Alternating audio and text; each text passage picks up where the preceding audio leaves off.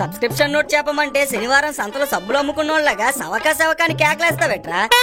సన్నాసికి subscription note చెప్పడం కూడా చేత కాదు.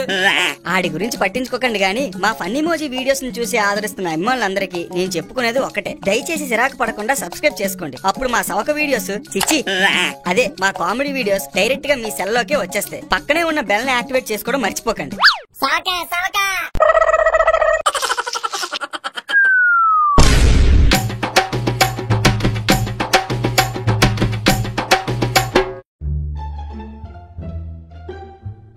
ఏది ఎక్కడుంది? ఇది కనిపించట్లేదు.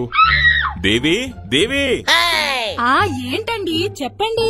టీవీ రిమోట్ ఏదే కనిపించి చావట్లేదు. వస్తువులంటే ఖాతరు లేకుండా పోయింది మీకు. ఏ వస్తువుని కుదురుగా ఒక చోట పెట్టరేంటే? అబ్బబ్బబ్బా పొద్దున్నే ఏంటండి మీ నస? నసగాదే, న్యూస్ చూడాలిప్పుడు. టీవీ రిమోట్ ఎక్కడుంది? నన్ను అడిగితే నేనేం చెప్తానండి? నిన్ను కాకపోతే ఇంకొకరిని అడుగుతానే. పొద్దున్నుండి పొద్దుపోయేదాకా దిక్కుమాల టీవీ సీరియల్స్ చూస్తూనే ఉంటావు కదా. ఇప్పటికే చాలా ఎక్కువ మాట్లాడారు, చూసుకోండి చెప్తున్నా. అయినా నిన్న ఆదివారం నేనే టీవీ రిమోట్ పట్టుకోలేదు, ఏ టీవీ సీరియల్ చూడలేదు.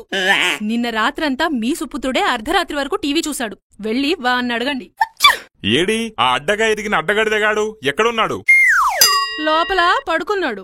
టైం ఏడైనా ఇంకా ఆంబోతులా తొంగున్నాడా? వీడి గురకగోల వినే గడప వరకు వస్తున్న లక్ష్మీదేవి గొల్లెం బాదకుండానే వెళ్ళిపోతుంది. నా తలకంటుకున్న నూనె జిడ్డులా దాపరించాడు వీడు. సర్లేండి, ఇదిగోండి టీవీ రిమోట్ ఇక్కడుంది. ఏది సరిగ్గా ఎతగరు కదా. ఇంకా మీ బీపీ ఆఫ్ చేసి ఆ బీపీఎల్ టీవీ ఆన్ చేసుకోండి. త్వరగా ఇవ్వవే బాబు. ఎంతవరకు అయిపోయిందో ఏంటో న్యూస్.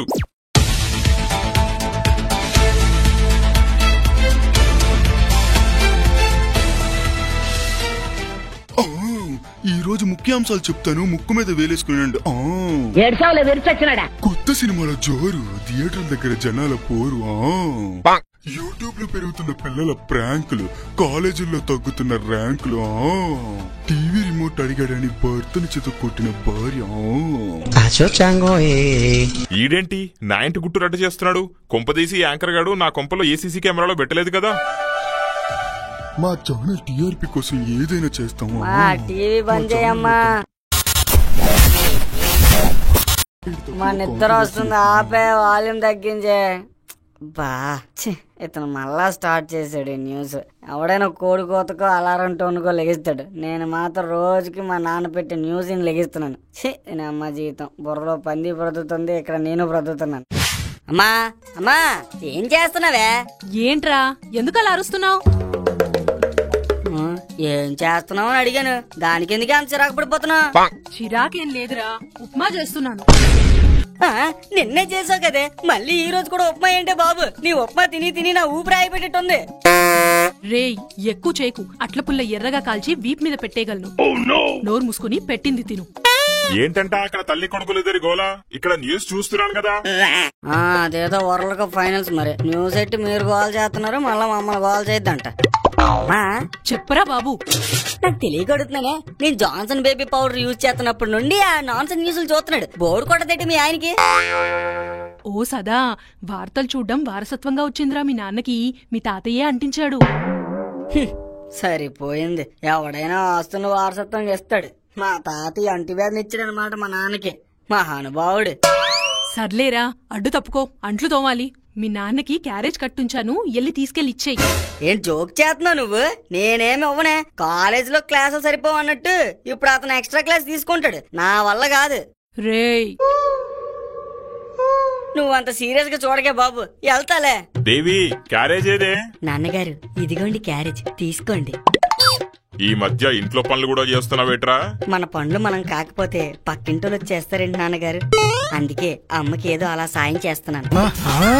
నువ్వు ప్రతిఫలం ఆశించకుండా ఏ పని చేయవని నాకు తెలుసులే గాని, ఇంతకీ నీ వినయం వెనకాతలో అవసరం ఏంటో చెప్పు. అంటే నాన్నగారు, అదేమో అమ్మ ఎలాగో ఆ ఉప్మా ఉండడం మానదు. ఒకటే ఉప్మా రోజు ఏం తింటాం చెప్పండి. అందుకే ఈ రోజు సాయంత్రం మీరు వచ్చేటప్పుడు మార్కెట్ నుండి 1 కేజీ జీడిపప్పు తీసుకొచ్చారనుకోండి, రేపు అమ్మ చేత గుమగుమలాడే జీడిపప్పు ఉప్మా చేయిస్తా. జీడిపప్పు కావాలా? జోడించుకుని కొట్టిస్తాను ఏదవ్వా. ఇప్పుడు తిన్నా ఉప్పు మారగడానికి రోజుకి 5-6 గంటలు అడ్డగాడిదా దొంగుంటున్నావు. ఇంకా జీడిపప్పు ఉప్పు మారగడానికి ఇంకో 5-6 గంటలు ఎక్స్ట్రా దొంగుంటావా? నోరు మూసుకొని మీ అమ్మని తిను. సరే నాన్నగారు, నాకు ఇంక అంతా అర్థమైంది. ఇంక మీరు మార్కెట్కి బయలుదేరండి. గంట స్తంభం ఆల్రెడీ సైడ్ నోగి అరగంట సేపు అయింది. ఇంకా మీరు ఇక్కడలా ఓత్తూ కూర్చుంటే ఇంకా ఆలస్యం అయిపోద్ది. సరేలే, ఎదవ కవర్ డ్రైవ్లు కొట్టడం మాత్రం బాగా వచ్చు. ఆ బాక్స్ ఇటీ. ఇదిగోండి నాన్నగారు, తీసుకెళ్ళండి, దయచేయండి. దేవి ఎల్లొస్తాను, జాగ్రత్త. సరేనండి. అమ్మా, కాలేజీకి వెళ్తున్నా, బాయ్. బాయ్ రా.